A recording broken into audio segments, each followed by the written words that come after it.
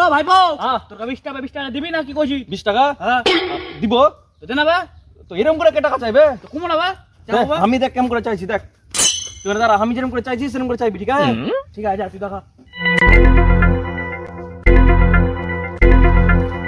চলা 20 টাকা পাই 20 টাকা দে দে 20 টাকা থাম না ভাই থাম থাম আমি তো দিব হ্যাঁ বুঝলি বুঝলি হ্যাঁ যা